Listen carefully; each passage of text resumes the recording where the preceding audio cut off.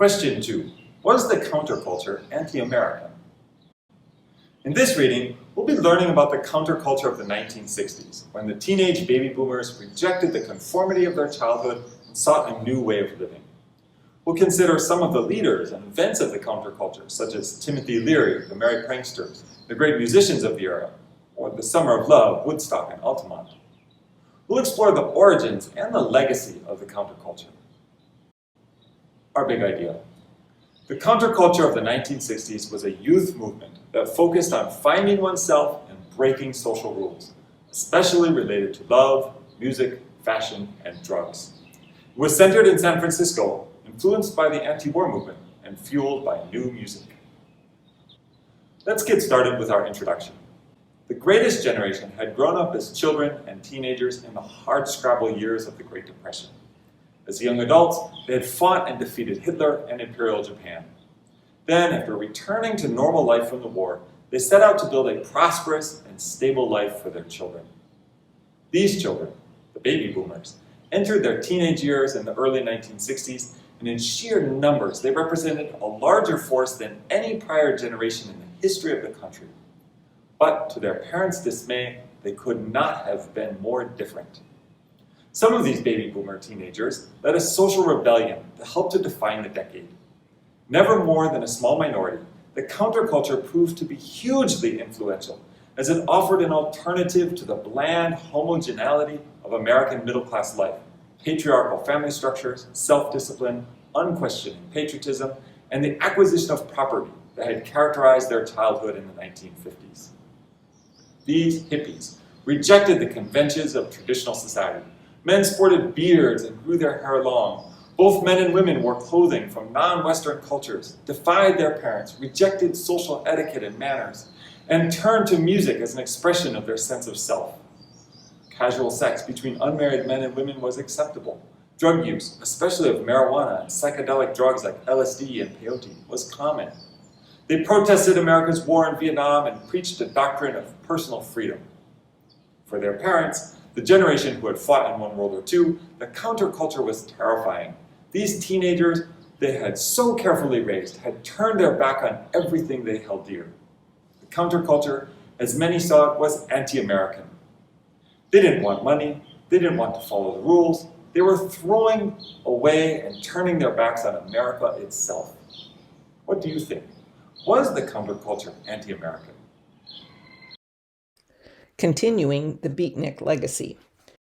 The 1960s counterculture formed both a continuation of earlier alternative movements and was at the same time something new. Like the transcendentalists of the 1840s, they believed that finding truth meant finding new ways of thinking and living. They looked for ideas about truth and pure living outside of the strict Christian teaching they had learned as children in the 1950s and embraced Buddhist and Hindu philosophies.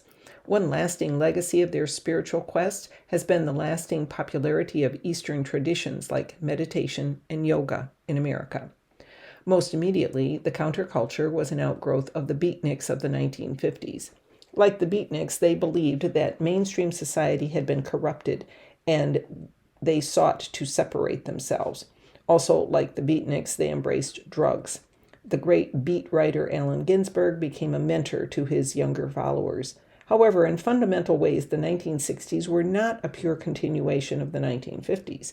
The beat generation was cold, isolated, and hard to join. They wore dark clothes and listened to jazz. The hippies were easy to copy and welcomed everyone. They embraced rock and roll and bright colors. Perhaps most importantly, the hippies believed in social change. They joined in a wide variety of social movements, including the civil rights movement in the South, the environmental movement, Cesar Chavez's efforts to help Mexican-American farm workers, the women's rights movement, and most famously, the anti-war movement. Haight-Ashbury and the Summer of Love. Most movements need a center, a leader, or a place around which people and their beliefs can concentrate. For the counterculture, that center was the Haight-Ashbury neighborhood of San Francisco, California. The residents of Haight-Ashbury did not set out to become home to thousands of hippies. Rather, the counterculture found the neighborhood. San Francisco was already home, of the 1950s counterculture, and in Haight-Ashbury, rents were inexpensive. What made the neighborhood a real magnet for hippies, however, was drugs. Ron and Jay Thelen Psychedelic Shop opened on Haight Street in 1966, offering hippies a spot to purchase marijuana and LSD. The Psychedelic Shop quickly became one of the unofficial community centers for the growing numbers of young people migrating to the neighborhood. Other shops opened up nearby, openly selling drugs as well as crystals, tie-dyed shirts, books, and the various other symbols of the counterculture. Another well-known neighborhood presence was the Diggers, a local group known originally for its street theater.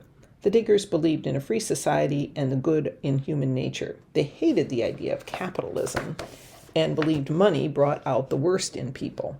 To express their belief, they established a free store, gave out free meals, and built a free medical clinic, which was the first of its kind, all of which relied on volunteers and donations. The neighborhood's fame reached its peak when it became the haven for a number of the best-known musicians of the time.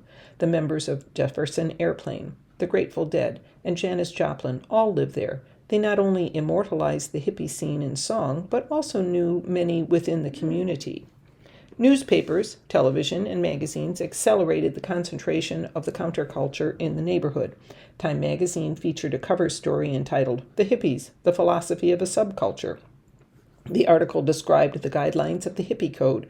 Do your own thing, wherever you have to do it and whenever you want. Drop out. Leave society as you have known it. Leave it utterly. Blow the mind of every straight person you can reach. Turn them on, if not to drugs, then to beauty, love, honesty, fun. Coverage of hippie life in Haight-Ashbury in the national media drew the attention of young people from all over America, and in the summer of 1967, the neighborhood was overrun. Remembered as the Summer of Love, 1967 attracted a wide range of people, teenagers and college students drawn by their peers and the allure of joining a cultural utopia, middle-class vacationers, and even partying military personnel from bases within driving distance. The Haight-Ashbury could not accommodate this rapid influx of people, and the neighborhood scene quickly deteriorated. Overcrowding, homelessness, hunger, drug problems, and crime skyrocketed. Shop owners capitalized on the crowds and sold clothing at enormous profits. The original residents and hippies who had helped create the movement criticized them for selling out. In the end, it was too much. By August, most people left to go home to school, but the Summer of Love had changed the neighborhood. What had once been a haven for those who sought to separate themselves from mainstream America had been overrun by the pressures and problems they had hoped to avoid. The neighborhood remained important in the collective conscience, but it had changed. Never again would there be a place quite like it. Free love. The counterculture gave the 1960s its most well-remembered catchphrase: sex, drugs, and rock and roll. To understand the counterculture, understanding each of these three aspects is essential. During the 1960s, especially among the hippies, a culture of free love emerged. Beginning in San Francisco in the mid-1960s, this culture of free love was propagated by thousands of hippies who preached the power of love and the beauty of sex. For the hippies and those who tried to copy them, free love had a variety of meanings. Most obviously, it meant that the counterculture was rejecting their parents' moral teachings about sex and marriage. In this case, free meant free from the rules. Sex became more socially acceptable outside the strict boundaries of marriage. For example, studies show that between 1965 and 1975, the number of women who had sex before marriage increased dramatically. Birth control became legalized in 1965 and abortion in 1973, both as a result of Supreme Court cases. The increased availability of birth control helped reduce the chance that premarital sex would result in unwanted pregnancies, and by the mid-1970s, the majority of newly married American couples had experienced sex before marriage. Colleges adapted to the changing values of their students. By the 1970s, it was acceptable for colleges to allow coeducational housing where male and female students mingled freely. The days of men's-only or women's-only dorms were over. In another sense, free love had nothing to do with sex. The counterculture emerged alongside America's growing involvement in the Vietnam War, and by the time the counterculture reached its peak, the prospect of violent death in war was real for many young men. By embracing the idea of love as the opposite of hate, they could reject war. This view of free love is perhaps best captured in the lyrics of Chet Power's song, "Let's Get Together." The chorus encourages the listeners, "Come on, people now, smile on your brother. Everybody get together. Try to love one another right now." The most public demonstration of the concept of free love was a love-in. Across the country, hippies gathered in parks and on college campuses to protest, listen to music, sing, meditate, share drugs, and have sex. Naturally, adults at the time were not fond of either the activities at a love-in or the name. Drugs. In addition to changes in sexual attitudes, many members of the counterculture experimented with drugs. Marijuana and LSD were used most commonly, but experimentation with mushrooms and pills was widespread as well. A Harvard professor named Timothy Leary made headlines by openly promoting the use of LSD. The counterculture was particular about its drugs. They were finding a new way to live, and they rejected many of the favorite drugs of their parents. For example, they avoided alcohol and sedatives, which believed would deaden their minds. Instead, they embraced hallucinogenic drugs they saw as catalysts for spiritually awakening experiences. For many adherents of the counterculture, smoking marijuana, which they called dope, and using drugs like LSD or acid were part of what made them who they were. There was a price to be paid for being different. With free love came an upsurge of venereal diseases. With LSD and acid came overdoses, drug addictions, and bad trips when drug-induced hallucinations turned into nightmares. Some of the most talented musicians of the counterculture were lost to drugs, including Janis Joplin, Jim Morrison, and Jimi Hendrix. Style. As with other adolescent white middle-class movements, deviant behavior of the hippies involved challenging the accepted fashion of their time. Both men and women in the hippie movement wore jeans and let their hair grow long. Both genders wore sandals, moccasins, or went barefoot. Men often wore beads, while women wore little or no makeup. Hippies often chose bright-colored clothing and wore unusual styles such as bell-bottom pants, vests, tie-dye garments, dashikis, peasant blouses, and long full skirts. Clothing inspired by Native American, Asian, African, or Latin American motifs were popular. Much hippie clothing was self-made in defiance of corporate culture, and hippies often purchased their clothes from flea markets and second-hand shops. Favored accessories for both men and women included Native American jewelry, headscarves, headbands, and long beaded necklaces. Hippies decorated their homes, vehicles, and other possessions with psychedelic art. The hippies left a profound mark on American fashion. Most iconic elements of the hippie look have been reincarnated multiple times on the runways of the world's high-fashion capitals. The Merry Pranksters. Author Ken Kesey provided an important link between the Beat generation and the counterculture of the 1960s, as well as one of its most memorable happenings. Along with his friend Neal Cassady, who had been the inspiration for the main character in Jack Kerouac's book On the Road, they made their own cross-country journey in 1964. When Cassady needed to visit New York after the publication of his own second novel, Kesey, Cassady, and a group of friends who called themselves the Merry Pranksters hatched the idea of reversing the journey of the pioneers and traveling to New York in an old school bus. This trip, described in The Electric Kool-Aid Acid Test, was the group's attempt to create art out of everyday life and to experience roadway America while high on LSD. The bus, which they nicknamed Further, and decorated inside and out with psychedelic art, carried two such cultural icons as the Grateful Dead and Stuart Brand, who would go on to write the Whole Earth Catalog, a guide to living a hippie lifestyle. In an interview after arriving in New York, Kesey is quoted as saying, "The sense of communication in this country has damn near atrophied, but we found as we went along it got easier to make contact with people. If people could just understand it is possible to be different without being a threat." A huge amount of footage was filmed on 16mm cameras during the trip, which remained largely unseen until the release of Alex Gibney's documentary film Magic Trip in 2011. After the bus trip, the pranksters threw parties they called acid tests around the San Francisco Bay Area from 1965 to 66. Many of the pranksters lived at Kesey's residence in La Honda. In New York, Cassidy introduced Kesey to Jack Kerouac and Allen Ginsberg, who then turned them on to Timothy Leary, the Harvard professor and champion of psychedelic drugs. The cross-country trip of Further and the activities of the merry pranksters led to a number of psychedelic buses appearing in popular media over the next few years, including in the Beatles' 1967 film The Magical Mystery Tour, the Partridge Family TV shows in 1970, the Muppet movie in 1979, and later the Magic School Bus books and TV series. Communes. Dropping out of mainstream society altogether was a way some hippies expressed their disillusionment with the cultural and spiritual limitations of American freedom.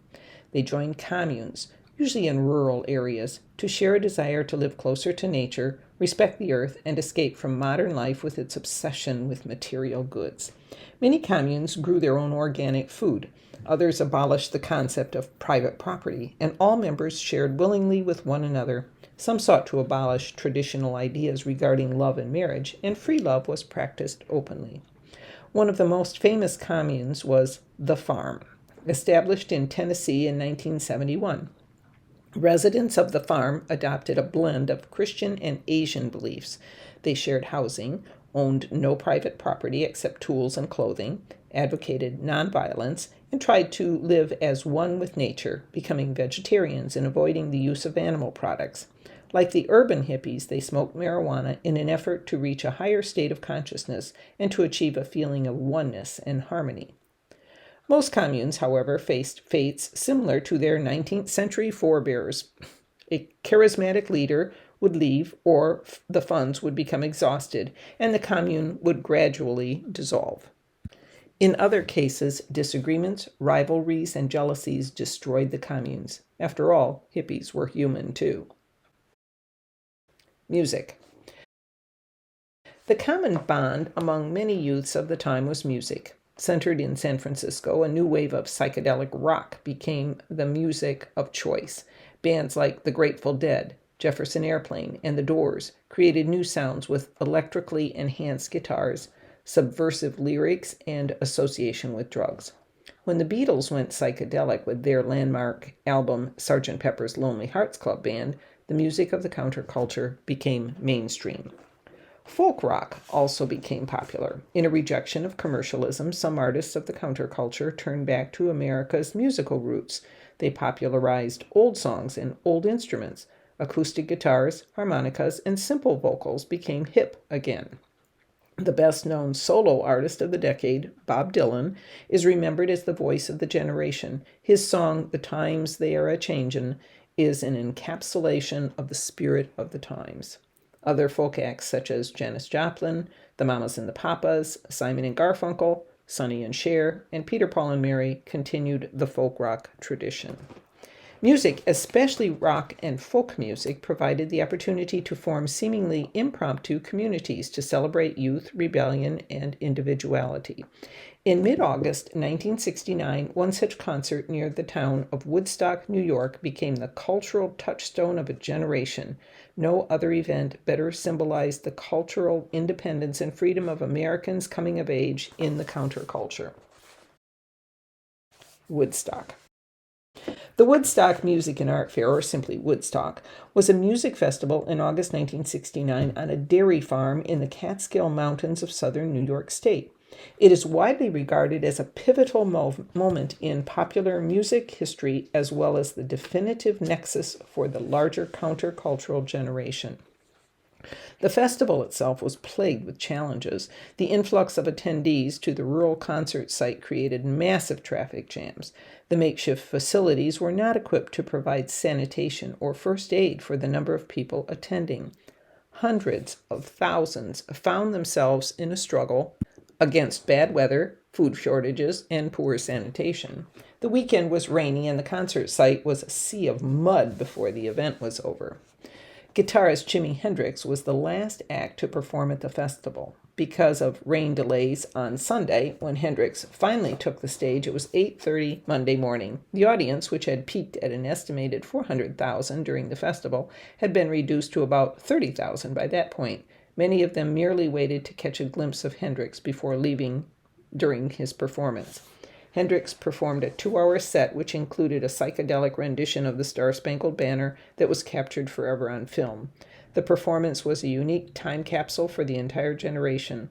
Like the thousands of young Americans who loved their country but wanted it to be different from the way they knew it as children, Hendrix's rendition of the song is both the national anthem and at the same time radically different. His performance at Woodstock that Monday morning in a blue-beaded white leather jacket with fringe and a red headscarf is now regarded as a defining moment of the 1960s. Despite the weather and hardships, Woodstock satisfied most attendees. There was a sense of social harmony, which, with the quality of music and the overwhelming mass of people, helped to make it one of the enduring events of the century. After the concert, Max Yasker, who owned the farm and that had been the site of the event, saw it as a victory of peace and love. He spoke of how nearly 500,000 people spent the 3 days with music and peace on their minds, despite the potential for disaster, riot, looting, and catastrophe. He stated, "If we join them, we can turn those adversities that are the problems of America today into a hope for a brighter and more peaceful future." Altamont. If Woodstock had been a celebration of peace and love, December 6, 1969 showed a darker side of human nature. On that day, approximately 300,000 attended the Altamont Speedway Free Festival in Altamont, California. Coming less than 4 months after the festival, drug-filled and soggy weekend in New York, some anticipated that Altamont would be a Woodstock of the West. The show featured many of the musical stars of the counterculture, including Santana, Jefferson Airplane, Crosby, Stills, Nash and Young, and the Rolling Stones. The Grateful Dead were also scheduled to perform but never took the stage. Rolling Stone magazine wrote that the event was rock and roll's all-time worst day, December 6th, a day when everything went perfectly wrong. Like Woodstock, the event was poorly organized, but unlike Woodstock, the failures led to tragedy. Perhaps the greatest mistake was the decision to hire the Hells Angels motorcycle gang to handle stage security. The bikers were told to keep people off the stage and were paid with $500 worth of beer. Predictably, as the bikers became increasingly drunk during the event, fights broke out, and tragically one concert-goer, Meredith Hunter, who stormed onto the stage, was stabbed to death by the intervening bikers. There were 3 accidental deaths as well. 2 people died in a hit-and-run car accident, and 1 by LSD-induced drowning in an irrigation canal. Scores were injured, numerous cars were stolen and then abandoned, and there was extensive property damage. The Altamont concert is often contrasted with Woodstock. While Woodstock represented peace and love, Altamont came to be viewed as the end of the hippie era and the de facto conclusion of the 1960s youth culture. Writing for The New Yorker in 2015, pop culture critic Richard Brody said what Altamont ended was the idea that, left to their own inclinations and stripped of the trappings of the wider social order, the young people of the new generation will somehow spontaneously create a higher, gentler, more loving grassroots order. What died at Altamont is the Rousseauian dream itself. Legacy. The 1960s counterculture left an interesting legacy. It is important to note that the counterculture was probably no more than 10% of the American youth population. Contrary to common belief, most young Americans sought careers and lifestyles similar to their parents. The counterculture was simply so outrageous that the media made their numbers seem larger than reality. Nevertheless, this lifestyle made an indelible cultural impact on America for decades to come. One lasting change from the countercultural movement was in American diet. Hippies fueled the opening of health food stores that sold wheat germ, yogurt, and granola, products unheard of in the 1950s America. Vegetarianism became popular. The counterculture made drug use more acceptable, broke down cultural norms about relationships and sex, and popularized an entirely new form of music. They lent their powerful energy to the social movements of their time and altered the course of American foreign policy in Vietnam. Changes in fashion proved more fleeting, but have returned in various incarnations over time. On the other hand, the hippie dream of perfecting society by founding communes or opening free stores and of finding the greater meaning of life through drug-induced hallucinogenic experiences seems to have failed entirely. Drugs may have produced fantastical visions in the short term, but ruined lives over time. The hippie utopian experiments ran the same disappointing course as utopian movements from decades past. So, what happened to the hippies? Some grew up, got married, returned to mainstream life, got jobs, had children, and left their bohemian past behind. Others never gave up the dream and moved to distant corners of America, still searching for something they once felt so close to having. Now retired, the aging hippies offer a perplexing question about the wisdom of pursuing eternal youth. Conclusion. When the greatest generation came home from World War II and started their happy families in the happy suburbs of the 1950s, they tried to build a safe, morally upstanding life for their children. They took them to church, added "Under God" to the Pledge of Allegiance, let them watch westerns on television in which the good cowboys won, and taught them to love their country. But to the dismay of these idealistic parents, their baby boomer children grew up and rejected this purified world of backyard barbecues and chaperone ballroom dances. Instead, they did drugs, listened to rock and roll, had sex before marriage, did yoga, became vegetarians, and protested the government. In the eyes of the greatest generation, the children of the counterculture had rejected everything they knew to be American. For the baby boomers, who were embracing the counterculture, they simply had a very different idea of the type of country they wanted to live in. What do you think? Was the counterculture anti-American? Small brother, everybody get together.